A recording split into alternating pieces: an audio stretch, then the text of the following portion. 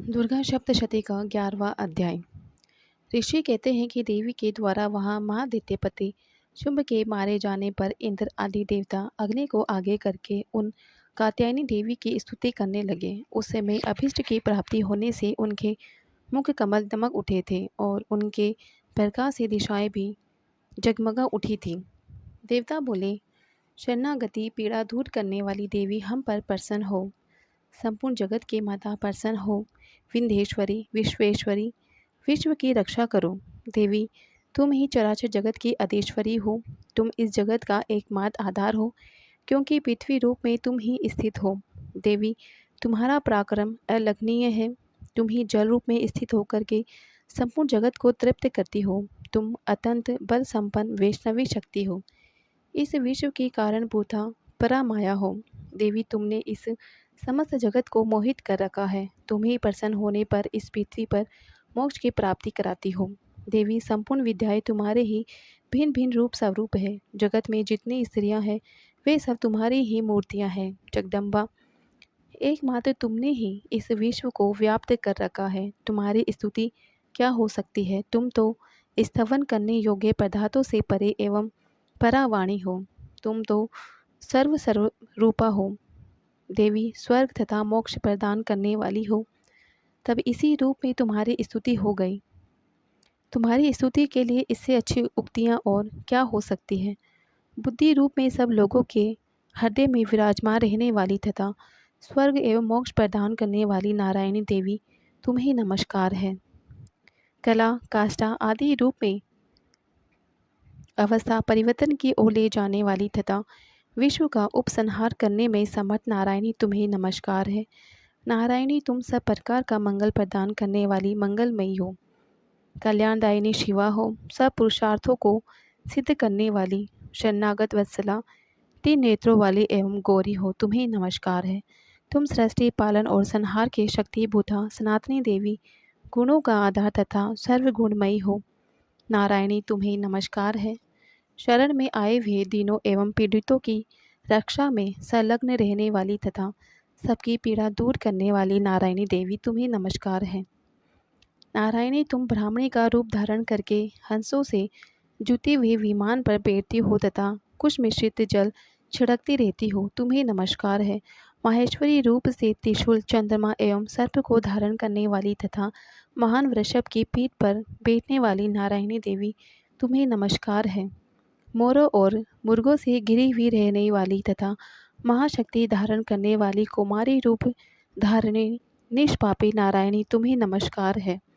शंख चक्र गदा और शांग धनुष रूप तथा उत्तम आयुधों को धारण करने वाली वैष्णवी शक्ति रूपा नारायणी तुम प्रसन्न हो जाओ। तुम्हें नमस्कार है। हाथ में भयानक महाचक्र लिए हुए दाढ़ों पर धरती को उठाए हुए वाराही रूप धारिणी कल्याणमयी नारायणी तुम्हें नमस्कार है।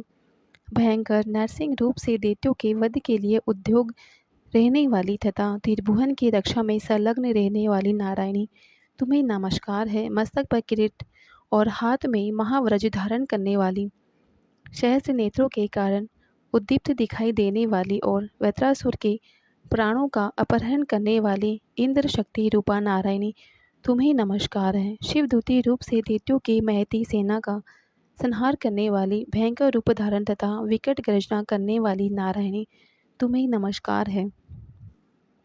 दाढ़ों के कारण विकराल मुख वाली मुंडमाला से विभूषित मुंडमर्दनी चामुंडा रूपा नारायणी तुम्हें नमस्कार है। लक्ष्मी लज्जा महाविद्या श्रद्धा पुष्टि स्वधा ध्रुवा महारात्रि तथा महाअविद्या रूप नारायणी तुम्हें नमस्कार है। मेधा सरस्वती वरा श्रेष्ठा भूति ऐश्वर्य रूपा तामसी महाकाली नियता तथा ईशा शब की अधीश्वरी रूपिणी नारायणी तुम्हें नमस्कार है। सर्व स्वरूपा सर्वेश्वरी तथा सब प्रकार की शक्तियों से संपन्न दिव्य रूपा दुर्गे देवी सब भयों से हमारी रक्षा करे तुम्हें नमस्कार है। कात्यायनी यह तीन लोचनों से विभूषित तुम्हारा सौम्य मुख सब प्रकार के भय से हमारी रक्षा करे तुम्हें नमस्कार है। भद्रकाली ज्वालाओं के कारण विकराल प्रतीत होने वाला अत्यंत भयंकर और समस्त असुरों का संहार करने वाला तुम्हारा त्रिशूल भय से हमें बचाए तुम्हें नमस्कार है।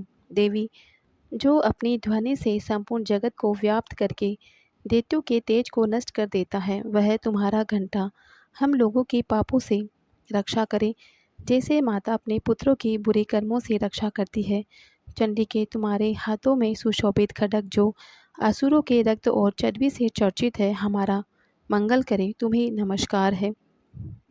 देवी, तुम प्रसन्न होने पर सब रोगों को नष्ट कर देती हो और कुपित होने पर मनोवांछित सभी कामनाओं का नाश कर देती हो। जो लोग तुम्हारे शरण में जा चुके हैं उन पर विपत्ति आती ही नहीं। तुम्हारी शरण में गए हुए मनुष्य दूसरों को शरण देने वाले हो जाते हैं। देवी अंबिके, तुमने अपने स्वरूप को अनेक भागों में विभक्त करके नाना प्रकार के रूपों से जो इस समय इन धर्मद्रोही महादैत्यों का संहार किया है, वह सब दूसरी कौन कर सकती है। विद्याओं में ज्ञान को प्रकाशित करने वाले शास्त्रों में तथा आदि वाक्यों में तुम्हारे सिवा और किसका वर्णन है, तथा तुमको छोड़कर दूसरी कौन सी ऐसी शक्ति है जो इस विश्व को अज्ञान में घोर अंधकार से परिपूर्ण ममता रूपी गड्ढे से निरंतर भटका रही हो। जहाँ राक्षस, जहाँ भयंकर विष वाले सर्प, जहाँ शत्रु, जहाँ लुटेरे की सेना और जहाँ दावानल हो, वहाँ तथा समुद्र के बीच में भी तुम्हारा साथ रहकर भी विश्व की रक्षा करती हो। विश्वेश्वरी, तुम विश्व का पालन करती हो, विश्व रूपा हो, इसलिए संपूर्ण विश्व को धारण करती हो। तुम भगवान विश्वनाथ की भी वंदनीय हो। जो लोग भक्ति पूर्वक तुम्हारे सामने मस्तक झुकाते हैं, वे संपूर्ण विश्व को आश्रय देने वाले होते हैं। देवी, प्रसन्न हो जाओ, जैसे इस समय असुरों का वध करके तुमने शीघ्र ही हमारी रक्षा की है, उसी प्रकार सदा हमें शत्रुओं के भय से बचाओ। संपूर्ण जगत का पाप नष्ट कर दो और उत्पात एवं पापों के फलस्वरूप प्राप्त होने वाले महामारी आदि बड़े बड़े उपद्रवों को शीघ्र दूर करो। विश्व की पीड़ा दूर करने वाली देवी, हम तुम्हारे चरणों पर पड़े हुए हैं, हम पर प्रसन्न हो। त्रिलोक निवासियों की पूजनीय परमेश्वरी, सब लोगों को वरदान दो। देवी बोली, देवताओं, मैं वर देने को तैयार हूँ, तुम्हारे मन में जिसकी इच्छा हो वह वर मांग लो। संसार के लिए उस उपकारक वर को अवश्य दूंगी। देवता बोले, सर्वेश्वरी, तुम इसी प्रकार तीनों लोकों की समस्त बाधाओं को शांत करो और हमारे शत्रुओं का नाश करती रहो। देवी बोली, देवताओं, वे वास्तव मनवंतर के 28वें युग में शुंभ और निशुंभ नामक दो अन्य दैत्य उत्पन्न होंगे। तब मैं नंद गोप के घर में उनकी पत्नी यशोदा के गर्भ से अवतीर्ण हो विंध्याचल में जाकर रहूंगी और उन दोनों असुरों का नाश करूंगी। फिर अत्यंत भयंकर रूप से पृथ्वी पर अवतार ले मैं वे प्रचित नाम वाले दानव का वध करूंगी। उन भयंकर महादैत्य को भक्षण करते समय मेरे दांत अनार के फूल की भांति लाल हो जाएंगे। तब स्वर्ग में देवता और मृत्युलोक में मनुष्य सदा मेरी स्तुति करते हुए मुझे रक्तदंतिका कहेंगे। फिर जब पृथ्वी पर 100 वर्ष के लिए वर्षा रुक जाएगी और पानी का अभाव हो जाएगा, उस समय मुनियों के स्तवन करने पर मैं पृथ्वी पर अयोनि जनक रूप में प्रकट होकर के 100 नेत्रों से मुनियों को देखूंगी और मनुष्य शताक्षी इस नाम से मेरा कीर्तन करेंगे। देवता, उस समय मैं अपने शरीर से उत्पन्न हुए शाखों द्वारा समस्त संसार का भरण पोषण करूंगी। जब तक वर्षा नहीं होगी तब तक वे शाक ही सबके प्राणों की रक्षा करेंगे।